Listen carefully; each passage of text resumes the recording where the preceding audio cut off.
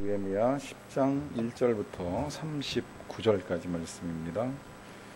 구약성경 741면 느헤미야 10장 1절부터 39절까지 말씀입니다. 원래 1절부터 39절까지 말씀인데 좀 잘라서 읽겠습니다. 먼저 10장 1절부터 3절까지만 같이 한 목소리로 읽겠습니다. 그 임봉한 자는 하가랴의 아들 총독 느헤미야와 시드기야, 스라야, 아사랴, 예레미야, 바술, 아마랴, 말기야. 건너뛰어서 28절부터 39절까지는 저하고 여러분들이 한 절씩 교독으로 읽도록 하겠습니다. 그 남은 백성과 제사장들과 레위 사람들과 문지기들과 노래하는 자들과 느디님 사람들과 및 이방 사람들과 절교하고 하나님의 율법을 준행하는 모든 자와 그들의 아내와 그들의 자녀들 곧 지식과 총명이 있는 자들은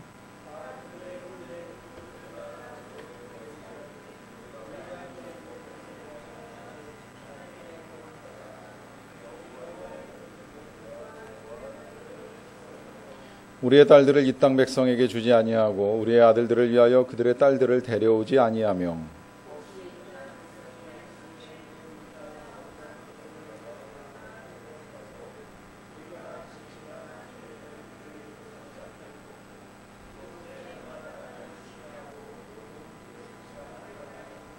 우리가 또 스스로 규례를 정하기를 해마다 각기 세겔의 3분의 1을 수납하여 하나님의 전을 위하여 쓰게 하되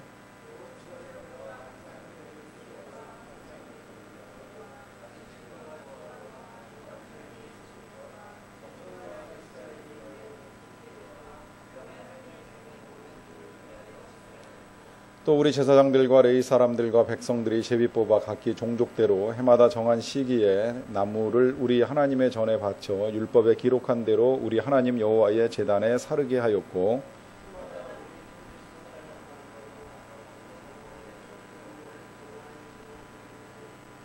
또 우리의 맏아들들과 가축의 처음 난 것과 소와 양의 처음 난 것을 율법에 기록된 대로 우리 하나님의 전으로 가져다가 우리 하나님의 전에서 섬기는 제사장들에게 주고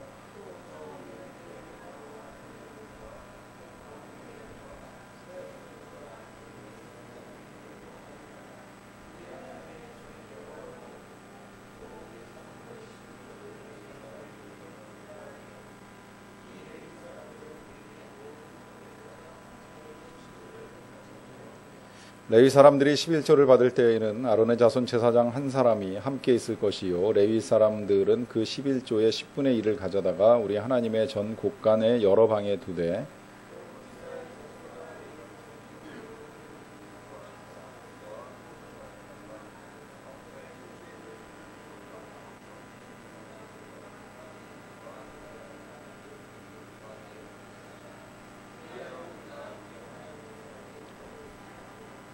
아멘.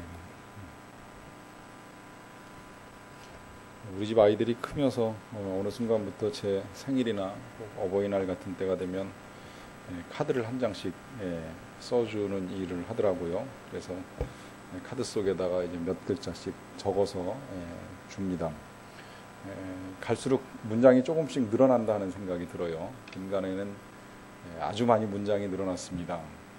한 장의 편지를 써주기도 하는 일이 종종 있는데 처음엔 되게 이제 기특하다는 생각이 드는데 몇 년 반복해서 이 편지를 받다 보니까 겹치는 부분이 좀 있습니다. 그건 뭐냐면 이제부터 잘할게요. 그동안 속썩여서 죄송해요. 말 잘 들을게요. 뭐 짜증내지 않을게요. 이제 이런 이야기들이 한두 번 반복되는 것이 아니라 거의 해마다 반복이 되고 그러고 보니까 금년에 어버이날은 그 편지를 받았는데 제 생일날은 못 받았어요. 아빠 다음에 줄게 그러고서는 아직까지 외상으로 지금 이 편지와 선물이 유보되어 있습니다. 아이들이 그 몇 가지 다짐들이 항상 편지에 이렇게 담겨 있는 내용들을 읽어보면 그래도 카드를 받으면서는 이제 감사하다라고 하는 생각을 합니다. 그러면서도 한편으로는 아이들이 결정하고 결심한 것들을 과연 다 잘 이루어갈 수 있을까라고 하는 생각을 해볼 때가 있어요. 만약에 그 일을 아이들이 정말 성공적으로 잘 약속대로 지켰다라고 하면 같은 표현들을 이제 해마다 반복하는 일들은 없었을 터인데 아이들도 자기들의 생각대로 또 약속대로 이루지 못하는 일들에 대해서 어려움이 있었다는 걸 아니까 이제 같은 표현이 반복되더라도 좀 달라질게요라고 하는 분명한 약속을 합니다. 그런 아이들의 모습을 보면서 이제 우리들의 모습을 다시 생각을 해보는 겁니다.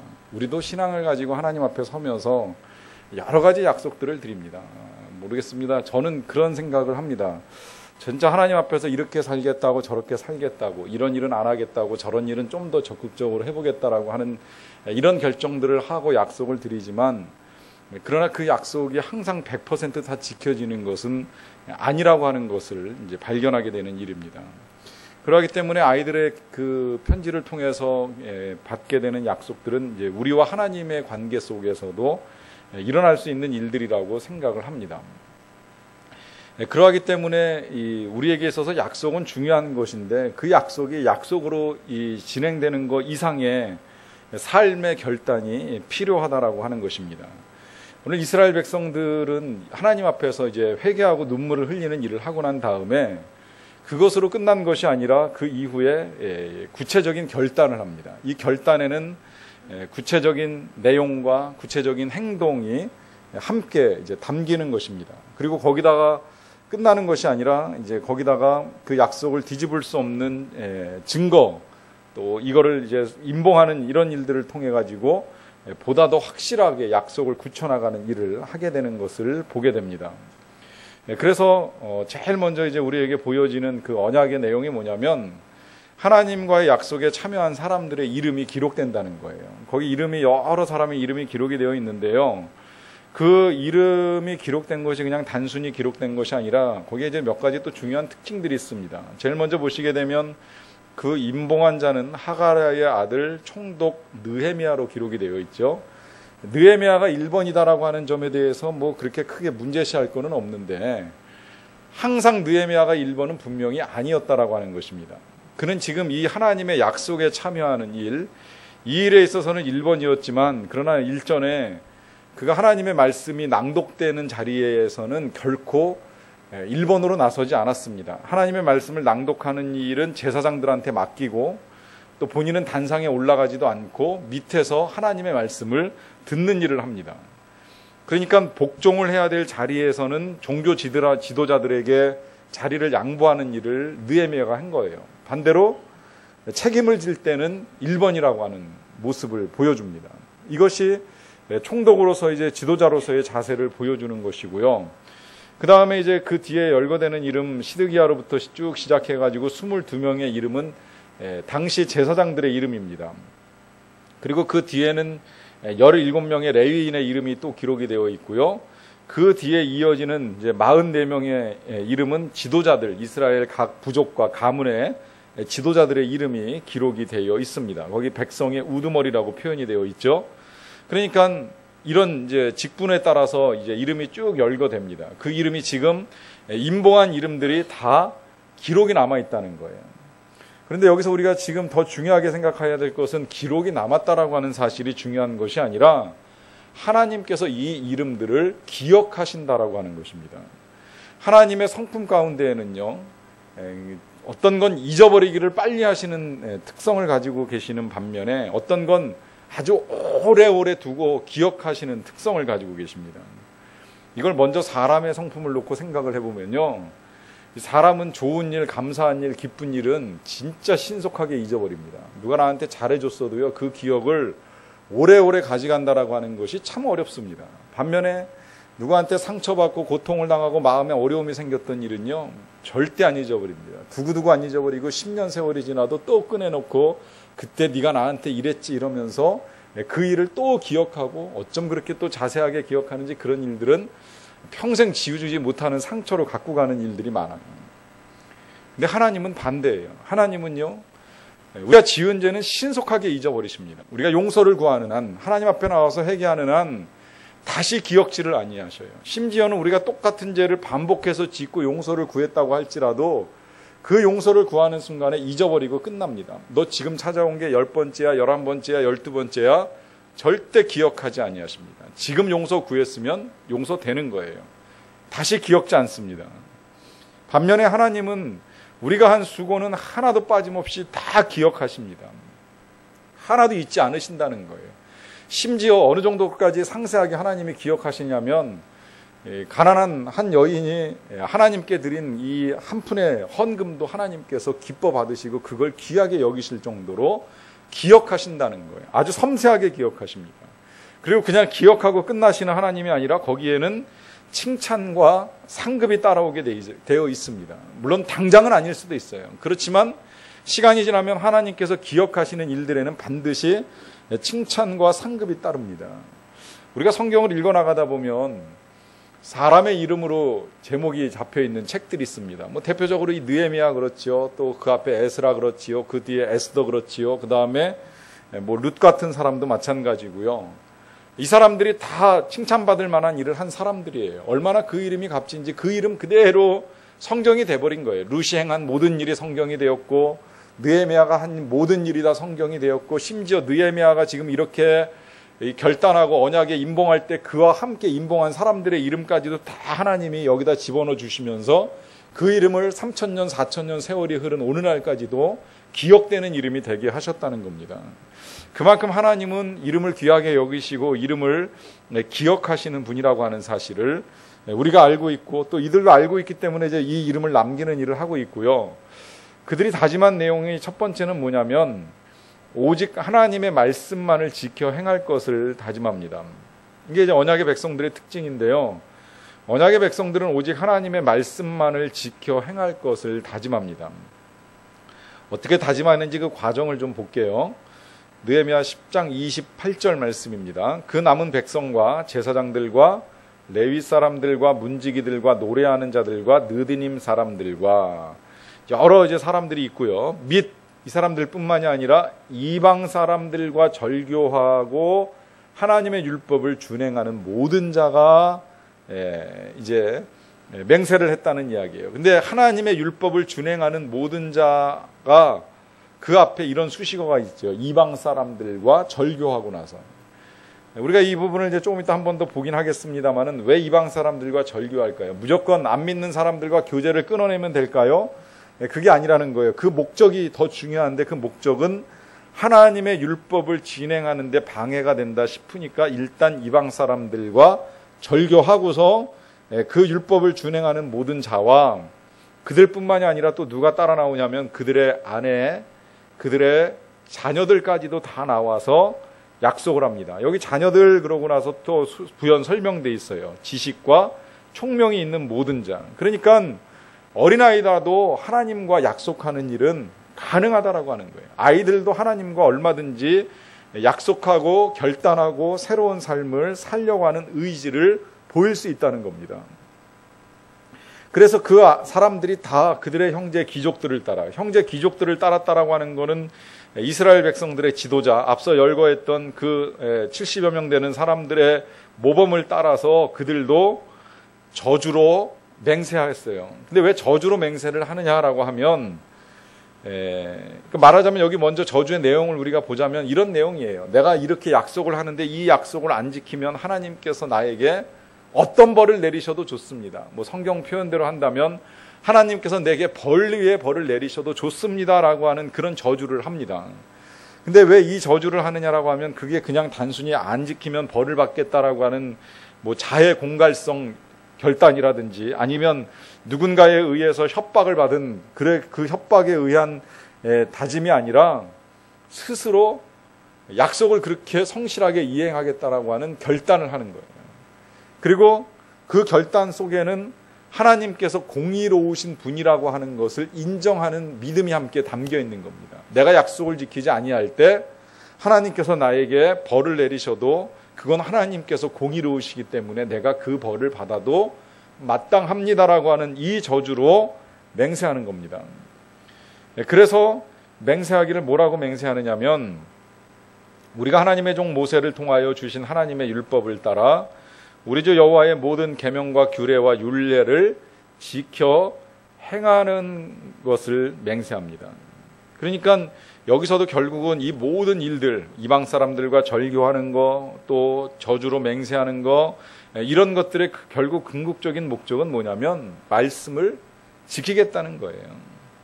거짓된 언약을 배제하고 오직 하나님의 말씀을 지키겠다라고 하는 의지를 가지고 지금 맹세하고 언약을 세우는 겁니다. 그렇게 해서 이제 언약을 세워나가는 구체적인 결단이 어디서부터 시작이 되느냐면 그 다음 느헤미야 10장 30절을 보시게 되면 이런 표현으로 이제 약속을 시작합니다. 우리의 딸들을 이 땅 백성에게 주지 아니하고 우리 아들들을 위하여 그들의 딸들을 데려오지 아니하겠다. 어디서 시작하는 것 같아요? 혼인관계. 이걸 좀 더 달리 생각해 보면 가정에서 시작이 돼요. 항상 우리의 결단이 제대로 된 실천을 얻으려고 하면 가장 중요한 삶의 자리는 역시 가정입니다. 여러분, 우리가 교회 와서 뭘 하겠다, 교회 와서 내가 이렇게 살겠다 말겠다, 이것도 중요하지만 이보다도 더 중요한 건 내가 가정에서 나의 삶의 가장 중요한 자리를 차지하고 있는 이 가정에서 가족 구성원들과의 관계 속에서 어떻게 하겠다라고 하는 이 결단이 가장 중요합니다. 오늘 언약의 백성들은 혼인관계에서 거룩함을 잃지 않을 것에 대한 소망함을 가지고 약속을 해요. 그 약속이 뭐냐면 우리의 딸들을 이 땅 백성, 이건 이방 백성들을 얘기하는 거예요. 또 우리 아들들을 그들의 딸들, 이방의 딸들을 위하여 데려오지 않겠다라고 하는 그런 약속을 합니다. 왜 이런 구별을 할까요? 이유는 그동안의 이방 관습의 유혹에 걸려가지고 넘어진 적이 너무나도 많기 때문이에요.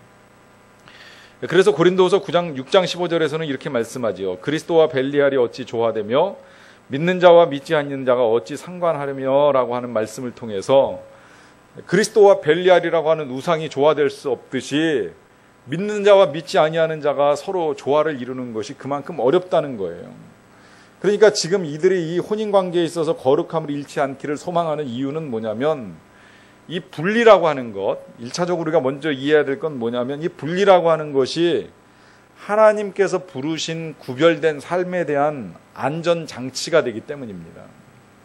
일단 분리되면 우리가 유혹에 넘어갈 일도 없고 유혹을 받을 일도 그만큼 줄어든다는 거예요. 그렇잖아요. 우리가 상식적으로도 보면 믿는 사람을 만나는 것이 믿지 않는 사람을 만나는 것보다는 시험에 들 확률이 훨씬 적습니다. 아무래도 믿지 않는 사람을 많이 만나게 되면 물론 선한 영향력을 주는 사람도 있겠지만 때로는 우리를 유혹하는 일들도 많을 수 있다는 거예요.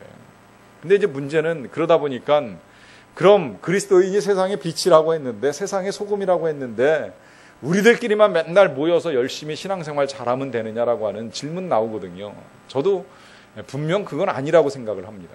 우리가 교회에서 신앙생활을 잘하는 것도 중요하지만 세상에서 안 믿는 사람에게 미치는 영향력도 훨씬 더 중요합니다. 그래서 고린도전서 그 7장 14절을 보시게 되면 믿지 아니하는 남편이 아내로 말미암아 거룩하게 되고 믿지 아니하는 아내가 남편으로 말미암아 거룩하게 되나니 그렇지 아니하면 너희 자녀도 깨끗하지 못하리라 라고 하는 말씀을 통해서 믿지 아니하는 사람과 믿는 사람 사이에 교제가 있을 수 있고 부부관계가 있을 수 있다라고 하는 것을 성경이 부정하지 않아요. 특히 이 편지는 고린도전서나 고린도후서나 다 사도 바울이 기록한 편지인데 이 편지가 마치 위에 거와 아래 거가 안 맞는 것처럼 위에서는 서로 분리되어야 된다라고 주장을 하고 밑에서는 서로 합할 수도 있다라고 하는 주장을 하고 있는데 충돌이 나는 것처럼 보이잖아요. 그렇다면 이 지금 말씀의 근본적인 의도는 무엇일까요? 그건 우리 믿는 사람들의 영향력이 훨씬 더 강해야 된다는 거예요. 우리 믿는 사람들의 영향력이 믿지 아니하는 사람들을 변화시킬 만한 능력을 가지게 되면 때로는 믿지 아니하는 남편도 믿는 아내로 말미암아 거룩하게 될 수 있고 또 믿지 아니하는 아내가 결혼을 잘해가지고 남편 때문에 신앙생활을 잘해서 거룩하게 될 수도 있다는 겁니다. 그러나 반대로 믿음이 연약한 가운데 이방인들을 만나게 되면 그 이방인들에 의한 유혹 때문에 오히려 거룩함이 깨질 수 있다는 거예요. 하나님의 우리를 구별하신 이 거룩함의 안전장치가 무너져 내릴 수 있다는 겁니다. 그러하기 때문에 우리가 가정에 있어서 시작되는 첫 번째 결단은 뭐냐면 거룩함을 잃지 않겠다라고 하는 것을 소망하는 겁니다. 이걸 이제 우리의 가정에 그대로 적용을 하면 우리 가족 구성원과의 관계 속에서 우리의 신앙을 지켜나가는 일. 왜 가족 구성원들이 다 좋은 신앙을 가지고 있으면 그거 좋겠지만 일단 부부간의 신앙의 차이도 있을 수 있고요. 또 부모와 자식의 신앙의 차이도 있을 수 있습니다. 그러면 당연히 신앙이 좋은 사람이 신앙이 없는 사람에게 영향력을 미칠 수 있어야 돼요. 그러니까 좋은 신앙을 가진 배우자가 신앙이 나쁜 사람에게 신앙에 좋은 본을 보이고 끌고 가려고 애를 써야죠. 당신 의도에 따라서 그냥 마음대로 오늘은 뭐 편안하게 뭐 이런 거 저런 거를 하자라고 하는 그런 삶의 태도는 아니 된다라고 하는 것입니다. 그래서 때로는 아이들에게도 가르쳐야 될 것들을 분명하게 가르치는 삶의 태도가 필요하다는 말씀입니다. 그 다음에 이제 두 번째, 자, 첫 번째가 가정이라면 두 번째는 당연히 어디겠어요? 두 번째는 이제 일터에 대한 문제인데요. 그 일터에 대한 문제가 언약의 백성들은 주께서 제정하신 안식에 관한 규례를 통해서 나타납니다. 안식일뿐만이 아니라 이제 안식년이니까 이 안식 전체를 묶어가지고 안식에 대한 규례를 통해서 언약의 백성들이 어떻게 지켜나가는가를 좀 한번 볼게요. 느헤미야 10장 31절입니다. 혹시 이 땅 백성이 안식일에 물품이나 온갖 곡물을 가져다가 팔려고 할지라도 우리가 안식일이나 성일에는 그들에게서 사지 않겠고 일곱째 해마다 땅을 쉬게 하고 모든 빚을 탕감하리라 그래요. 그러니까 이 땅 백성 혹시 이 안에 거하는 이방인들이 안식일에 물건을 가지고 와서 곡물을 팔겠다고 하면 우리가 안식일이라면 사지 않겠다는 거예요. 또 거기에 더하여서 일곱째 해마다 땅을 쉬게 하겠다고, 그리고 땅을 쉬고 모든 빚을 탕감하는 일까지 다시 하겠다라고 하는 약속을 지금 하나님께 드리고 있습니다. 여러분, 이스라엘 백성들이 지금 회개와 결단으로 하나님 앞에 이렇게 안식일을 지키겠다라고 하는 약속을 하나님께 드리고 있다면 그럼 우리는 과연 어떨까요? 우리는 안식일에 믿지 아니하는 사람들이 파는 물건을 사야 될까요? 말아야 될까요? 우리도 이렇게 해야 되는 건 아닌가라고 하는 이런 고민 혹시 해보신 적 없으십니까? 심지어 지금 이제 우리는 더 이런 문제를 이제 다루기 시작을 하면 더 깊은 고민에 빠지는 것이 뭐냐면 실제 안식일에 이제 물건을 파는 일을 하는 사람들도 이제 있잖아요. 그러니까 뭐 그런데다가 우리가 주일날 교회에 와서 모임을 가지고 난 다음에도 이 가까운 데 가서 뭐 이렇게 커피 한 잔 마시고 차 한 잔 마시는 일들 하는 일이 있어요. 근데 그게 보니까 이 가까이에 있는 카페파이가 주일은 쉰다고 갑자기 어느 주일부터 이제 문을 닫는 바람에 우리 교인들이 지금 조금 멀리 가서 이제 차를 드시는 걸로 알고 있는데, 이스라엘 백성들이 안식일에 물품이나 곡물을 가져다가 팔려고 하지 않는다라고 하는 이 취지대로 본다면 우리가 하는 이 일을 어떻게 평가하고 어떻게 정리를 해야 되는가라고 하는 고민이 생기거든요. 여러분, 여기서 우리가 이 안식일에 대한 그 근본적인 이유, 목적을 우리가 잘 한번 생각을 해봐야 됩니다. 원래 이 안식일의 근본 정신은 뭐냐면 하나님을 우리가 신뢰하는 것에 대한 확인을 하는 거예요. 우리가 7날 7일을 다 일할 수 있겠지만 그러나 하루를 쉰다고 할지라도 우리가 하루, 이게 이제 저기서부터 시작되잖아요. 이스라엘 백성들이 만나 먹는 때부터 시작이 되잖아요. 광야에서. 그들이 일요일날 하루를 만나를 주스러 가지 않는다고 하더라도 먹을 것이 없지는 않았습니다. 그 전날 하나님이 다 채워주셨어요. 그게 안식일의 근본적인 취지는 뭐냐면 내가 하루를 쉬더라도 하나님께서 나의 공급을 끊지 않으실 것에 대한 신뢰하는 믿음이 첫째라는 거예요. 여러분, 그 뒤에 이어지는 안식년 규정을 보세요. 7째 해마다 땅을 쉬게 하겠다 그랬어요. 그러니까 이 말은 문자 그대로 적용을 하면 6년 동안 농사를 짓고 1년 동안 농사를 쉬는 겁니다. 여러분, 이걸 우리가 현대식으로 생각을 한번 해보세요. 내가 6년 동안 돈을 벌고 1년 동안 아무것도 안 하고 쉬리라. 그것도 월급쟁이가 6년 동안 회사를 잘 다니다가 휴직을 하던 사직을 하던 이제 사표를 내고서 1년을 쉬리라. 가능한 일이라고 생각을 하세요? 할 수 있다고 생각하세요? 뭐 저보고 하라고 해도 그 쉬운 일은 아닐 것 같아요. 모르겠어요. 하여튼 교회가 허락하면 언젠가 안식년을 쓰고 싶은 소망은 있지만 이제 그런 기회들이 주어졌을 때 쉰다라고 하는 게 쉽지 않아요. 근데 쉬느냐 안 쉬느냐 그게 지금 중요한 게 아니라는 거예요. 그만큼 하나님께 믿고 맡길 수 있느냐의 문제예요. 내가 쉬는 동안에, 내가 일을 하지 않는 동안에도 하나님께서 돌보시는 거에 대한 확신을 가지고 있느냐 없느냐를 먼저 점검하셔야 된다는 것입니다. 그 뒤에 보시게 되면 모든 이 안식년에 뭐를 또 해야 되느냐면 모든 빚을 탕감하는 일을 한다 그랬잖아요. 이 안식년은요, 가진 자에게는 어떻게 보면 또 되게 가혹해요. 가진 자가 빚을 꺼줍니다. 가난한 사람들을 위해서. 가난한 사람들에게 빚을 꺼주는 일이 있을 수 있어요. 절대 그냥 돌려보내지 말라고 말씀하셨기 때문에. 자, 빚을 진 사람이 안식년이 되면 다 탕감을 받습니다. 꺼준 사람 입장에서 얼마나 속상하겠어요. 어떻게 농사 지어서 모은 곡식인데 그걸 탕감해 준다? 할 수 없죠. 힘든 일이에요. 근데 여러분 안식일, 안식년의 근본 취지가 뭐예요? 예수님도 정리하셨죠. 안식일은 사람을 위하여 있다. 이 안식일에 사람을 죽이는 것이 옳겠느냐, 사람을 살리는 것이 옳겠느냐. 결국 이 지금 빚을 탕감하라고 하는 이 말씀의 근본 취지는 뭐예요? 자비를 베풀라는 거예요. 6년 동안 너를 위하여 열심히 살았으면, 혹은 6일 동안 너를 위하여 열심히 살았으면 하루만큼이라도 교회에서, 성전에서 주를 섬기고 봉사하고 다른 사람을 위한 날로 바꿔보라는 겁니다. 자비를 베푸는 게 중요한 것이라는 거예요. 그러니까 결국 안식이라고 하는 것은요, 첫째는 하나님을 내가 신뢰하는가라고 하는 사실을 다시 확인하는 일이고, 둘째는 그 하나님을 신뢰하는 내가 다른 사람들에게 자비와 사랑을 베풀 수 있는 기회를 갖는 것이 안식입니다. 그걸 뭐 오늘 내가 물건을 파느냐 사느냐, 오늘 내가 쉬느냐 안 쉬느냐, 이게 중요한 것이 아니라 내가 얼만큼 하나님을 신뢰하느냐, 얼마나 사람들을 사랑하느냐가 더 중요하다라고 하는 의미입니다. 자, 그래서 이제 이러한 이제 언약에 입문한 사람들이 몇 가지 헌신의 약속들을 더 하게 되는데요. 넘어가서 봅니다. 이제 첫 번째 약속, 느헤미야 10장 32절에서 33절 말씀 제가 읽어드릴게요. 우리가 또 스스로 규례를 정하기를 해마다 각기 세겔의 3분의 1을 수납하겠다고, 1년에 3분의 1 되는 이제 세겔의 돈을 헌금으로 성전을 위하여 드리겠다는 거예요. 그래서 하나님의 전을 위하여 쓰게 하되, 그걸 어디다가 쓰느냐면 진설병 떡 만드는 돈, 또 소재, 항상 드리는 번제를 드리는 돈, 또 안식일과 초하루와 정한절기에 써야 되는 돈, 성물과 이스라엘을 위하는 속죄제와 우리 하나님의 전의 모든 일을 위하여 쓰게 하기 위하여 드리겠다는 겁니다. 각기 세겔의 3분의 1씩을, 말하자면 요즘에 주정헌금 혹은 주일헌금 같은 거겠죠.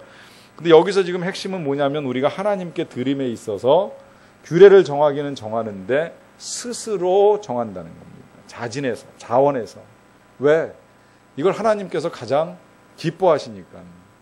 헌금은요, 많으냐 적으냐, 크냐 작냐, 귀한 것이냐 천한 것이냐가 중요한 것이 아니라 얼마나 우리가 스스로 자원하여 드리느냐라고 하는 것이 중요합니다. 결국은 내면의 동기가 중요하다는 거예요. 그래서 고린도후서 9장 7절에서도 그 헌금에 대해서는 이렇게 정리를 하지요. 각각 그 마음에 정한 대로 할 것이요, 그 인색함으로나 억지로나 하지 말라고, 하나님은 즐겨내는 자를 사랑하신다라고 하면서 인색하게 억지로 하지 말라고 말씀하세요. 그 대신에 정하는 건 필요합니다.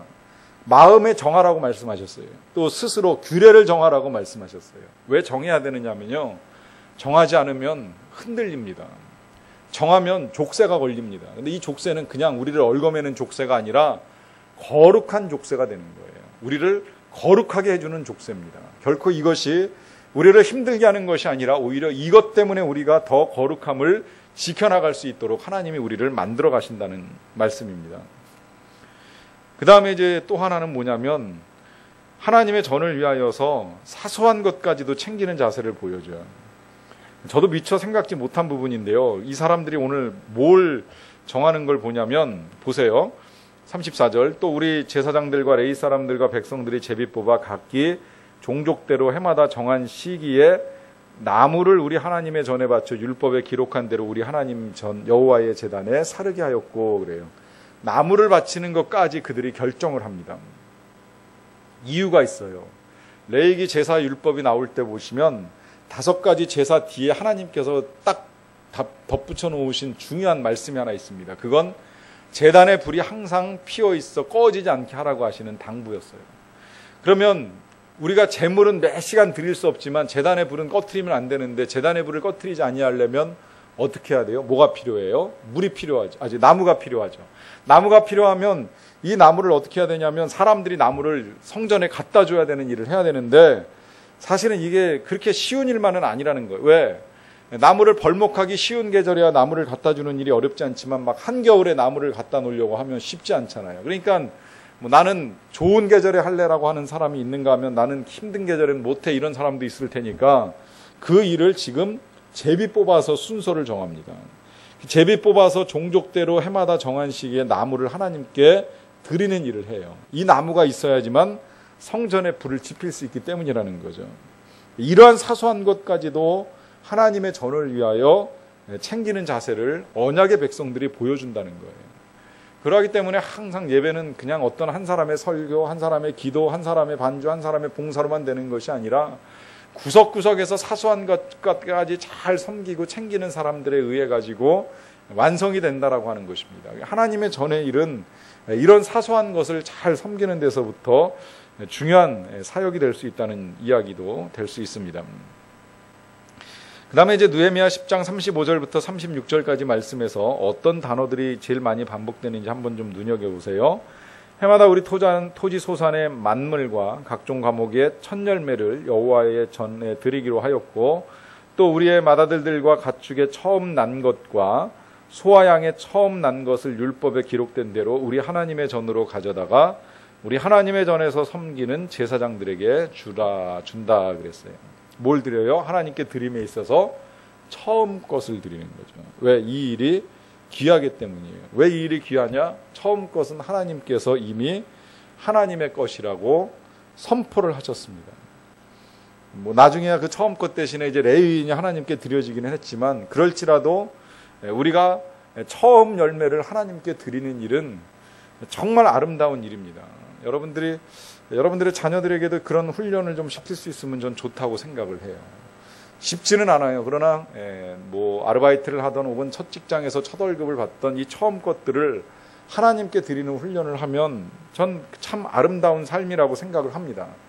또 할 수 있으면 그런 방식도 생각해 보면 좋을 것 같아요. 첫 열매는 가지고 와서 함께 주의 종들하고 같이 기도하고서 하나님께 드리는 것도 좋을 것 같아요. 이 첫 예물을 하나님께 드리면서 축복된 기도를 함께 나누고 하나님께 올려드리는 이런 일도 할 수 있으면 더 이쁘고 아름다우리라고 생각을 합니다.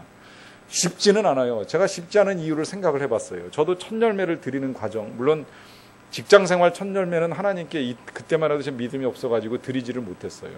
생각해보면 십수년의 세월 공부를 하고 어렵게 대학을 다니고 대학을 졸업해서 취직하고 한 달 동안 직장 초년병 생활을 딱 끝내고 나서 받은 첫 월급을 다 그대로 하나님께 드린다. 이제 우리 그때는 그 생각 못하고 그냥 어머니 속옷 사드리면 된다 그래가지고 11조 떼고 두 번째로 한 일이 이제 어머니 속옷 사드리는 일이었었는데, 나중에 알고 보니까 그거보다 전체를 다 하나님께 드리고 두 번째 달부터 11조 떼고 어머니 속옷 사드리는 것도 좋겠다, 이제 이런 생각이 들어서 사역을 하면서는 좀 생각을 좀 바꿨는데요. 그 시간이 이를 때까지 좀 힘이 들어요. 왜? 준비하는 거 오래 걸렸어요. 또 기다림의 시간도 있었어요. 또 취업 준비하고 또 취업해가지고서 어리버리하게 직장에서 일하는 시간들이 있었던 그 힘든 시간에 받은 첫 것이 어렵기는 하지만 어려운 것을 드릴 때의 그 감격과 기쁨이라고 하는 것 얼마나 감사한지 모릅니다. 그리고 그만큼 또 하나님께서 베풀어 주시는 은혜를 우리가 신뢰할 수 있다는 거예요. 이 드린다라고 하는 것, 그것이 하나님의 것을 인정하는 삶이 되는데 그것이 진정한 언약 백성의 삶이라는 것입니다. 그 이유를 4번과 연결시켜서 조금 더 제가 설명하겠습니다. 4번에서 드리는 거 뭔가 보면 그거는 이제 당연히 11조라고 하는 것이 나오는데요. 이 11조를 드리는 데 있어서 누구도 예외가 없습니다. 마지막에 보시게 되면 그 끝에서 두 번째 줄 보시면 자손 제사장 한 사람이 있을 것이요, 레위 사람들은 그 11조의 10분의 1을 가져다가 우리 하나님의 전 곳간에 여러 방에 두라고 하는 말씀을 하세요. 그러니까 백성들만 드리는 것이 아니라 레위 사람들은 그 11조를 받은 거에서 또 11조를 떼어가지고 하나님께 드리라는 거예요. 예외 없이 드리라는 겁니다. 이 11조를 예외 없이 드리라고 하시는 이 말씀의 예외에는 빈부의 예외가 없고요, 노소의 예외가 없습니다. 그러니까 어린 자녀들도 어렸을 때부터 훈련시키면 좋습니다. 아이들이 세뱃돈을 받거나 용돈을 받을 때 처음부터 이런 훈련이 잘 돼 있으면 성장해가지고 이제 그닥 이런 일들을 어렵게 생각하지 않을 수 있다는 거예요. 근데 여러분, 이 일의 근본적인 취지를 좀 잘 생각을 해보세요. 이 11조를 드린다거나 혹은 안식일을 지킨다라고 하는 것의 근본적인 취지는 우리가 하나님을 신뢰하는 믿음의 표현입니다. 사실은 10에 10도 다 쓰기가 지금 버겁고 그것도 모자랄 때가 많아요. 그렇지만 그 어려운 과정 중에도 10분의 1을 드리고 10의 9를 가지고 쓰겠다는 건 내가 이래도 하나님을 원망하지 않고 이래도 나의 필요한 것을 하나님이 채우실 것을 믿는 믿음을 가지고 나가는 겁니다. 여러분, 언약이라고 하는 문제를 놓고 다시 한번 좀 잘 생각을 해보세요. 언약이 성립될 수 있는 근거는 뭡니까? 서로에 대한 신뢰죠. 언약이 제대로 지켜지는 건 서로를 믿을 수 있을 때 언약이 지켜지는 거죠. 상대방을 믿을 수 없으면 어떻게 한다 그랬어요? 언약이 아니라 계약을 맺는다고 말씀을 드렸습니다. 그러니까 계약을 맺기 위해서 무슨 인감을 띄고 도장을 찍고 계약서를 쓰고 하면서 복잡한 절차를 거쳐가지고 계약을 맺고, 그것도 의심쩍다 싶을 때는 무슨 소송을 걸고 해가지고서 이 계약을 이행하도록 만드는 일을 하잖아요. 근데 언약에는 다 필요 없어요. 증명도 필요 없고 도장도 필요 없어요. 그냥 딱 하나, 서로를 신뢰하는 겁니다. 그러면 생각을 해보세요. 하나님, 우리가 이런 약속을 가지고 하나님께 드립니다라고 언약을 맺을 때에 거꾸로 우리도 하나님을 신뢰해 드리는 것이 우리의 예의잖아요. 그 신뢰가 어디서 나타나는 거냐면 이런 행위들, 11조를 드린다거나 안식을 지키는 이 행위들을 통해서 나의 삶을 하나님께 의탁하는 행위가 결국은 하나님을 신뢰하는 행위가 되는 거예요. 그래서 그 신뢰의 근간으로 이런 것들이 요구되는 것이라고 보는 것입니다. 결국은 내가 약속하는 것만이 중요한 것이 아니라 하나님을 신뢰하는 것이 더 중요하다라고 하는 의미입니다. 마지막 10장 39절, 그들이 왜 이 일을 하는지를 잘 좀 한번 보세요. 곧 이스라엘 자손과 레위 자손이 거제로 드린 곡식과 새 포도주와 기름을 가져다가 성소에 그릇들을 두는 골방, 곧 섬기는 제사장들과 문지기들과 노래하는 자들이 있는 골방에 둘 것이라. 그리하여 우리가 우리 하나님의 전을 버려두지 아니하리라. 하나님의 전을 버려두지 아니하리라. 이 표현을 잘 생각을 해봅시다. 하나님의 전을 버려두지 아니하리라. 그들이 이렇게 표현하는 이유가 있겠죠. 그동안에 하나님의 전을 버려두고 살아왔어요. 그러니까 우리가 이제 하나님의 전을 버리지 않겠다고 약속을 드리는 것으로 결론을 내리잖아요. 그러면 왜 그들이 하나님의 전을 버렸을까요? 그 이유는 하나님을 사랑하지 않았기 때문입니다. 결국 이 모든 헌물과 헌신의 동기는 뭐예요? 하나님의 전을 사랑하고 또 말씀을 따라 살겠다라고 하는 의지에서 시작이 되어야 된다는 거예요. 다시 말씀을 드리면 우리가 하나님과의 언약에 있어서 이 언약의 동기는 의무를 이행하는 것이 아닙니다. 이 언약의 동기는 전적으로 사랑하는 것입니다. 하나님을 사랑하는 것이고 하나님의 전을 사랑하는 것입니다. 그래서 하나님을 사랑하기 때문에 유혹을 이기고, 하나님을 사랑하기 때문에 때로는 어렵고 힘들어도 참고 나아가겠다라고 하는 결단을 하는 것입니다. 이것이 이스라엘 백성들이 말씀을 듣는 중에 깨달은 것이고, 말씀을 들은 다음에 그들의 삶에 적용을 한 내용이에요. 우리가 그동안에 너무나도 하나님과 하나님의 전을 버려두고 살아왔구나. 이제 그렇게 살 수 없구나. 이제라도 다시금 우리가 이 전을 위하여서, 성전을 위하여서, 하나님을 위하여서 사랑의 마음으로 이러이러한 일들을 하리라라고 하는 약속을 가지고 다시 하나님께 나아갑니다. 지금은 이러한 결단이 저와 여러분들에게 필요한 때입니다. 우리 같이 찬양하고 기도하는 시간 갖도록 하겠습니다.